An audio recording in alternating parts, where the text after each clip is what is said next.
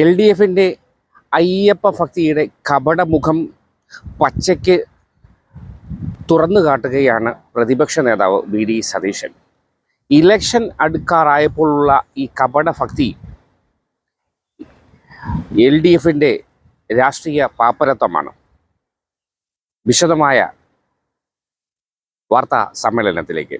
തിരുവിതാംകൂർ ദേവസ്വം ബോർഡിനെ മുന്നിൽ നിർത്തിക്കൊണ്ട് കേരള സർക്കാർ നടത്താൻ പ്രഖ്യാപിച്ചിരിക്കുന്ന അയ്യപ്പ സംഗമം ഒരു രാഷ്ട്രീയമായ കാപട്യമാണ്, രാഷ്ട്രീയമായ മുതലെടുപ്പാണ്, കപടമായ ഒരു അയ്യപ്പ സംഘമാണ്.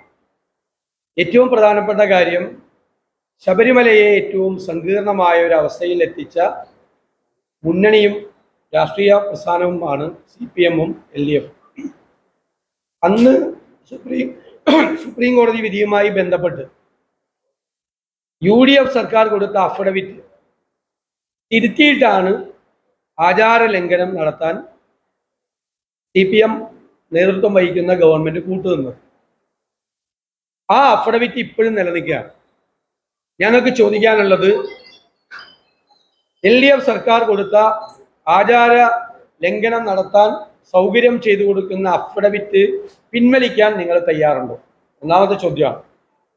രണ്ടാമത്, അന്ന് ശബരിമലയിലെ ആചാര സംരക്ഷണത്തിന് വേണ്ടി നടത്തിയ പ്രക്ഷോഭങ്ങൾ, നാമജപ ഘോഷയാത്ര ഉൾപ്പെടെ നടത്തിയ സമാധാനപരമായ സമരങ്ങളുടെ പേരിൽ എടുത്ത കേസുകൾ ഇതുവരെ പിൻവലിക്കപ്പെട്ടിട്ടില്ല. ആ കേസുകൾ ഇപ്പോഴും നിലനിൽക്കുകയാണ്.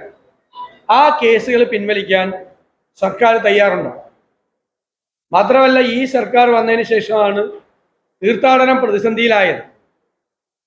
ഇപ്പോ പണ്ടുണ്ടാക്കിയ ഒരു കവനന്റിന്റെ അടിസ്ഥാനത്തിൽ 48 ലക്ഷം രൂപയാണ് ദേവസ്വം ബോർഡിന് കൊടുക്കേണ്ടത് എല്ലാ വർഷവും. അത് AK ആന്റണി സർക്കാർ വന്നപ്പോൾ അത് 82 ലക്ഷം രൂപയാക്കി മാറ്റി.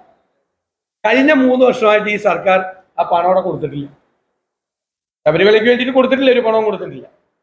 ശബരിമലയുടെ വികസനവുമായി ബന്ധപ്പെട്ട് ചെറുവിരൽ അനക്കാത്ത ഗവൺമെന്റാണ്. ഉമ്മൻചാണ്ടി സർക്കാരിന്റെ കാലത്ത് അദ്ദേഹം മുഖ്യമന്ത്രി ആയിരിക്കുമ്പോൾ, VS ശിവകുമാർ ദേവസ്വം മന്ത്രി ആയിരിക്കുമ്പോൾ 112 ഏക്കർ സ്ഥലമാണ് ശബരിമലയുടെ വികസനത്തിന് വേണ്ടി ഏറ്റെടുത്തത്. കേന്ദ്ര അനുമതിയോടുകൂടി, വനം വകുപ്പിന്റെ അനുമതിയോടുകൂടി ഏറ്റെടുക്കുകയും സർക്കാർ അതിന് പകരമായി വനം വകുപ്പിന് ഭൂമി കൊടുക്കണം. ഇടുക്കി ജില്ലയിൽ 112 ഏക്കർ കേരള സർക്കാർ ഏറ്റെടുത്ത് അത് വനം വകുപ്പിന് കൊടുക്കുകയും ചെയ്തു പകരം. അവിടെ ധാരാളമായ വികസന പ്രവർത്തനങ്ങൾ, സ്വാമി അയ്യപ്പൻ റോഡ് ഉൾപ്പെടെ, ട്രീറ്റ്മെന്റ് പ്ലാന്റ് ഉൾപ്പെടെ, നിരവധിയായ ആശുപത്രികൾ ഉൾപ്പെടെ നിരവധിയായിട്ടുള്ള സൗകര്യങ്ങൾ ആ ഗവൺമെന്റിന്റെ കാലത്താണ് ശബരിമലയിലെ വികസനം നടന്നത്.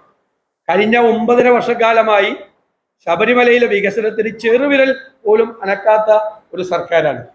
അവരിപ്പോൾ തെരഞ്ഞെടുപ്പ് അടുത്തപ്പോൾ അയ്യപ്പ സംഘവുമായി വരുമ്പോൾ തീർച്ചയായിട്ടും മുഖ്യമന്ത്രിയും ബന്ധപ്പെട്ട ആളുകളും ഈ ചോദ്യങ്ങൾക്ക് മറുപടി പറയാൻ കൃത്യമായിട്ട് പറഞ്ഞല്ലോ. ഞങ്ങൾ ഉയർത്തിയ ചോദ്യങ്ങൾക്ക് സർക്കാർ മറുപടി പറയട്ടെ. സർക്കാർ മറുപടി പറയണ്ടേ? ഈ ചോദ്യങ്ങൾക്ക് മറുപടി പറയണ്ടല്ലേ അയ്യപ്പ സംഗമം നടത്തുന്നത്? ഈ സ്വാമി അയ്യപ്പനെയും ഈ ശബരിമല ക്ഷേത്രത്തെയും സങ്കീർണമായ ഒരു അവസ്ഥയിൽ എത്തിച്ച സർക്കാരാണിത്, അല്ലേ? ഗവൺമെന്റാണ്, അതിന് നേതൃത്വം കൊടുത്ത ആളുകളാണ്. അവരുണ്ടാക്കിയ അവിടുത്തെ ആചാര ലംഘനത്തിന് പോലീസിന്റെ പിന്തുണയോടുകൂടി കൂട്ടുന്ന ആളുകളാണ് അവര്.